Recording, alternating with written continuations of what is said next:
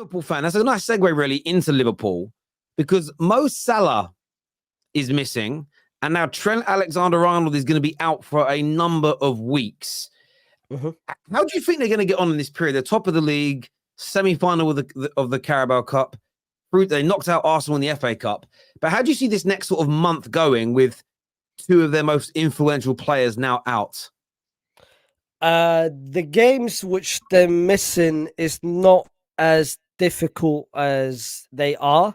And I feel like now with a Trent injury, I think it could be a blessing in a way, not because of the blessing of Trent is going to be away. I think, like I said, I've been talking so highly about Trent throughout this whole season. It's been the best right back in the world.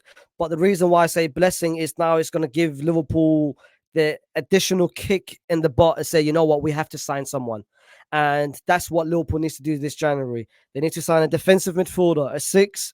Now they need to sign a right back, which this should have been the case for the past 2 years because there's never been a backup to Trent. And they need to sign a forward because they don't have an actual natural right winger. The games which both Salah and Trent are going away is Bournemouth away from home, which is a tough game, but they've got the Fulham games in the Europa League. Sorry, in the League Cup.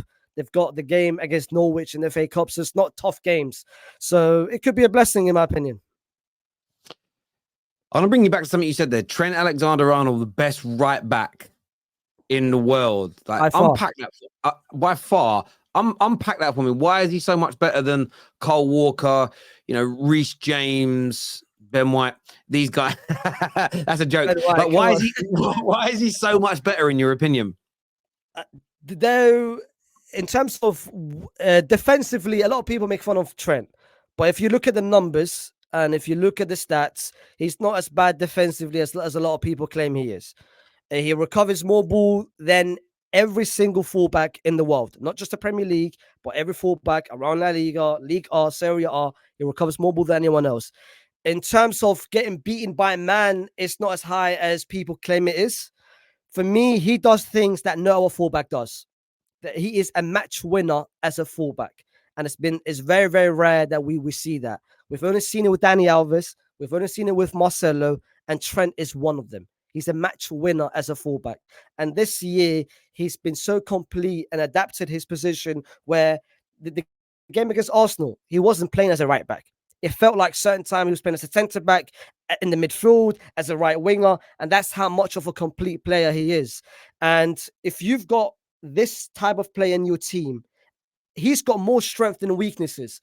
Hence the reason why I build around it and you see everything coming your way. Like I said, that's nothing that Trent can do that the other fullbacks can't. Ben White can't do what Trent can. Trippier can't do what Trent can. Kyle Walker, who else? What, Wan-Bissaka? Dallo? Come on. That's a lot of things Trent can do that no other fullbacks can do on the pitch. Look, Trent on the ball, he's by far he's the best. Technically on the ball, he's the best right back probably England has ever had. And yes. I'll rephrase that. He's the best right back that's ever played in England technically on the ball. I think defensively, I would say, for instance, Gary Neville and Zabaleta, these guys were better than him defensively. But I think you hit the nail on the head. I think last season, for large parts, when maybe the midfield was weaker and they were asking him to do more defending, he was getting caught out and exposed. But you have to play players to their strengths. We all know how good Haaland is. But if you suddenly were asking Haaland to drop deep like Harry Kane into a 10 position and play make, he'd look like a bang average football player trying to do that because that isn't his game. So you've got to take the rough with the smooth sometimes. And I think this season especially, and defensively, Trent has been excellent. And I think there's a stat that I saw that went around today that shows the goals and chances created by the left wingers that have played up against him this year. And most people are sitting there on big fat zeros halfway through the season. Exactly. He's had a tremendous campaign. And when it comes to passing and crossing, he's the best Englishman I've seen do that since David Beckham. And I'll give you one more stat to you as well, which is crazy. He's recovered 2.9 balls per game in the final third, which just shows you how advanced he plays. The reason why last season people said, well, he's not good is because of the liability of Fabinho and Henderson. They were both regressed so badly last season. Now you're seeing him in a complete different system and it's working for him. Like I said, there is a good gap between Trent and every other right back in the league, in my opinion. A few people in the comments are saying that Hakimi is better. What's your thoughts on that? That this, you know what makes me laugh a lot is that people say right backs for the sake of right backs, but they don't watch them. They think they like the name of Hakimi, but if you really do the research, Hakimi is a much worse defensively fullback than Trent. But people, they see him score one goal and they think he's a good right back. Just watch the game and you would know.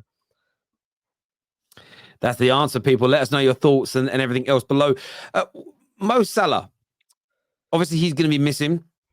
Important part of this Liverpool team. A lot of people writing him off a few weeks ago. There's a lot of people, Liverpool fans, asking the club to sell him. A lot of rivals saying that he's finished, that he's washed. How much do you think they're going to miss his impact? They beat Arsenal at the weekend. They don't play anybody. They might play Arsenal again in that period of time. But how do you think that's going to impact Liverpool over the next few weeks with him being away? No, the absence is going to be a lot. And you watched it in the first half against Arsenal, where going forward, Liverpool, they lacked that cutting edge, sorry. And there wasn't a lot of creativity because Mo Salah, not only does he score goals, not only does he assist goals, every attack from Liverpool comes from Mo Salah. And you watched it in that first half against Arsenal. They looked very toothless. The next couple of games, Klopp needs to find a clear identity on what he can do, because you can play Diaz on the right-hand side, which was the case in the second half, where Liverpool improved when Jota came on. I don't think Gakpo should be anywhere near the starting 11. I think moving forward, there's two ways of doing it. You can either put or sacrifice Diaz on the right-hand side and then have Darwin Núñez on the left-hand side and then put Jota as a false nine, or you can experiment it differently where you've got Harvey Elliott who can potentially play on the right-hand side. I like that's an academy geezer at Liverpool, which in my opinion is very promising. His name is Ben Doak. I feel like he's pretty good, and I feel like test him a couple of times because they've got the League Cup against Fulham, both home and away. Test him, see how he is, or even the game against Norwich in the FA Cup. See how he goes, and if he bangs, then you never know. But I don't think that, like I said, the games that that Liverpool are going to be playing, it's only Bournemouth, Fulham twice, Norwich, and potentially Chelsea. The game against Arsenal that you mentioned, Mo Salah will be back before the AFCON ends. You don't see Egypt going all the way to that final on the 14th? No. If he stays until the 14th, yeah, then he would miss the Arsenal game. That's on the 4th of. It's not even that far away now, really. The 4th of February. So yeah, it's going to be intriguing. I get this little. If Liverpool can get through this period, Premier League wise, and maintain this lead at the top without Mo Salah, the confidence boost that will give these players is in terms of this title race will be massive, because just like 2 years ago where they almost went and did the quad, it was this AFCON period where everybody says that's where Liverpool are going to fall off. Liverpool are done now. They're not going to win any games because Mo Salah's not there. If these players can persevere, galvanize, and the Premier League, they play Bournemouth, they play Chelsea. If they win those 2 games, they set themselves. I mean, where do you see Liverpool in terms of the title race and potentially winning it, in your opinion, mate? I had them winning the league before the season started, and I still got them winning the league even now as well. I think the players they surprised themselves, and I think Klopp surprised himself as well, because I don't think no one, and if you ask Liverpool fans, I don't think 80% of Liverpool fans expected Liverpool to be nowhere near top at this point of the league. So now everyone is, I feel like Klopp is saying, you know what, this could be potentially the last time that we can actually do it, because I feel like the dynasty and the era of Liverpool with the big players, I think, is drying down. I think Salah will leave after this season. He was close in leaving last season, but he gave the promise to Liverpool, you know what, I'll stay one more season. So I feel like this is the final chance, and I think they'll make it count. I think, like I said, the injury, Salah going away and the injury to Trent could be a blessing, because we've been saying it since last season. They need a defensive cover. They need a backup to Trent. Liverpool are top of the league with no left back, with no natural number 6, and with Darwin Núñez missing every single game. That just shows how bad can it get. So if they get a defensive cover and if they get somewhat of replacement on the right hand side, I'm very hopeful that they can win the league. But City with KDB back, that is scary. It's scary hours for every single league out there.